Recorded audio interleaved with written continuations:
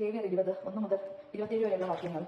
വിവിധ ശിക്ഷകൾ. കർത്താവ് മോശയോട് അരുളി ചെയ്തു, ഇസ്രായേൽ ജനത്തോട് പറയുക, ഇസ്രായേൽ ജനത്തിലോ ഇസ്രായേലിൽ വസിക്കുന്ന വിദേശികളോ നിന്നാരെങ്കിലും തങ്ങളുടെ മക്കളിൽ ആരെങ്കിലും മോളക്കിൽ ബലിയർപ്പിക്കുന്നുവെങ്കിൽ അവനെ കൊല്ലണം. ദേശത്തിലെ ജനങ്ങൾ അവനെ കല്ലെറിയണം. അവനെതിരെ താൻ എന്റെ മുഖം തിരിക്കുകയും ജനത്തിൽ നിന്ന് അവരെ വിച്ഛേദിച്ചു കളയുകയും ചെയ്യും. എന്നാൽ അവൻ തന്റെ മക്കളിൽ മോളക്കിന് ബലിയർപ്പിച്ചു. അങ്ങനെ എന്റെ വിശുദ്ധ സ്ഥലം മലിനമാക്കുകയും എന്റെ പരിശുദ്ധ നാമം അശുദ്ധമാക്കുകയും ചെയ്തിരിക്കുന്നു. അവൻ തന്റെ മക്കളിൽ ഒരാളെ മോളക്കിന് ബലി കൊടുത്തപ്പോൾ ദേശവാസികൾ അതിന് നേരെ കണ്ണടച്ചു കളയുകയും അവനെ കൊല്ലാതിരിക്കുകയും ചെയ്താൽ ഞാൻ അവന്റെ കുടുംബത്തിനുമെതിരായി എന്റെ മുഖം തിരിക്കും. അവനെയും മോളക്കിനെ ആരാധിക്കുന്നതിന് അവന്റെ പിന്നിലെ എല്ലാവരെയും സജ്ജനത്തിൽ നിന്ന് വിച്ഛേദിച്ച് കളയുകയും ചെയ്യും. ആരെങ്കിലും മന്ത്രവാദികളെയും കൂടോ തന്ത്രക്കാരുടെയോ പുറകെ പോയി അന്യ ദൈവങ്ങളെ ആരാധിച്ചാൽ അവനെതിരെ ഞാൻ മുഖം തിരിക്കുകയും അവനെ സജ്ജനത്തിൽ നിന്ന് വിച്ഛേദിച്ച് കളയുകയും ചെയ്യും. അതിനാൽ നിങ്ങളെ തന്നെ ശുദ്ധീകരിച്ച് വിശുദ്ധരാക്കുകയും എന്നാൽ ഞാനാണ് നിങ്ങളുടെ ദൈവമായ കർത്താവ്. എന്റെ പ്രമാണങ്ങൾ പാലിക്കുകയും അവയനുസരിച്ച് പ്രവർത്തിക്കുകയും ചെയ്യുന്നവൻ എന്തെന്നാൽ ഞാനാണ് നിങ്ങളുടെ വിശുദ്ധീകരിക്കുന്ന കർത്താവ്.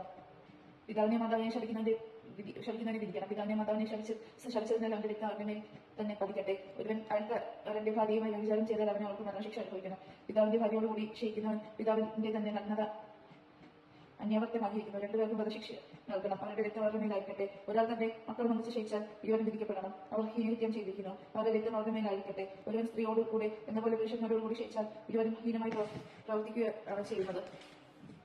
അവരെ വധിക്കണം. അവരുടെ രക്തം അവരുടെ മേലായിരിക്കട്ടെ. ഒരാൾ ഒരു സ്ത്രീയെ അവരുടെ അമ്മയും പരിഹരിച്ചാൽ അത് ഹീനകൃത്യമാകുന്നു. നിങ്ങളുടെ ഇടയിൽ ഇതുപോലെയുള്ള ഹീനകൃത്യം ഉണ്ടാകാതിരിക്കാനായി 3 പേരെയും തീയിൽ ദഹിപ്പിക്കണം.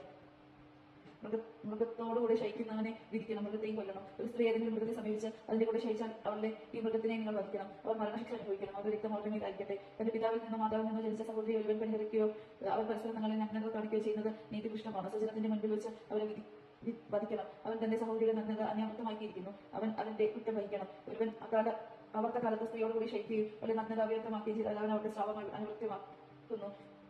അവൾ തന്നെ തന്റെ രക്തസ്രാവം 2 പേരെയും സ്വജനത്തിൽ നിന്ന് വിച്ഛേദിക്കണം. മാതൃ സഹോദരിയുടെയോ പിതൃ സഹോദരിയുടെ നഗ്നത അന്യവൃത്തമാക്കരുത്. എന്നാൽ അത് സ്വന്തം ചാർച്ചക്കാരുടെ നഗ്നത അന്യവൃത്തമാക്കലാണ്.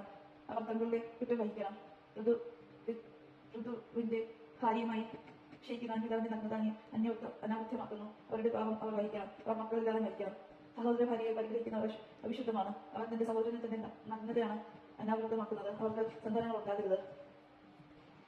നിങ്ങൾ വസിക്കുവാനായി ഞാൻ നിങ്ങളെ എങ്ങോട്ട് നയിക്കുന്ന ആദേശം നിങ്ങളെ തിരസ്കരിക്കാതിരിക്കാൻ നിങ്ങൾ എന്റെ നിയമവും കൽപ്പനകളും അനുസരിക്കാൻ അനുഷ്ഠിക്കുകയും ചെയ്യുവിൻ. നിങ്ങളുടെ മുമ്പിൽ നിന്ന് ഞാൻ നീക്കി പറയുന്ന ജനതകളുടെ മാർഗം നിങ്ങൾ പിന്തുടരരുത്. എന്നാൽ ഇപ്രകാരമെല്ലാം ചെയ്തതിനാൽ ഞാൻ അവരെ വെറുക്കുന്നു. എന്നാൽ ഞാൻ നിങ്ങളോട് പറയുന്നു, ഞാൻ നിങ്ങൾക്ക് അവകാശമായി തരാൻ പോകുന്ന തേനും പാലും ഒഴുകുന്ന അവരുടെ ദേശം നിങ്ങൾ സ്വന്തമാക്കും. നിങ്ങളെ മറ്റ് ജനതകളിൽ നിന്ന് വേർതിരിച്ച് നിങ്ങളുടെ നിയമ കർത്താവ് ഞാനാണ്. അതുകൊണ്ട് നിങ്ങൾ ശുദ്ധവും അശുദ്ധമായ മൃഗങ്ങളെയും ശുദ്ധവും അശുദ്ധമായ പക്ഷികളെയും വേർതിരിക്കണം. അശുദ്ധമെന്ന് ഞാൻ നിർദ്ദേശിക്കുന്ന പക്ഷികൾ, മൃഗങ്ങൾ, ജന്തുക്കൾ എന്നിവയെ കൊണ്ട് നിങ്ങൾ അശുദ്ധരാകരുത്. എന്റെ മുൻപിൽ നിങ്ങൾ വിശുദ്ധരായിരിക്കും. എന്നാൽ കർത്താവായ ദൈവം പരിശുദ്ധനാണ്. നിങ്ങൾ എനിക്ക് സ്വന്തമാകേണ്ടതിന് ഞാൻ നിങ്ങളെ മറ്റ് ജനതകളിൽ നിന്ന് വേർതിരിച്ചിരിക്കുന്നു. മന്ത്രവാദികളോ കൂടോത്രക്കാരോ ആയ സ്ത്രീ പുരുഷന്മാരും മരണശിക്ഷ അനുഭവിക്കണം. അവരെ കല്ലെറിഞ്ഞു കൊല്ലണം. അവരുടെ രക്തം അവരുടെ മേൽ പതിക്കട്ടെ. ദൈവമാനം കേട്ടത് നിങ്ങൾക്ക് സ്തുതി.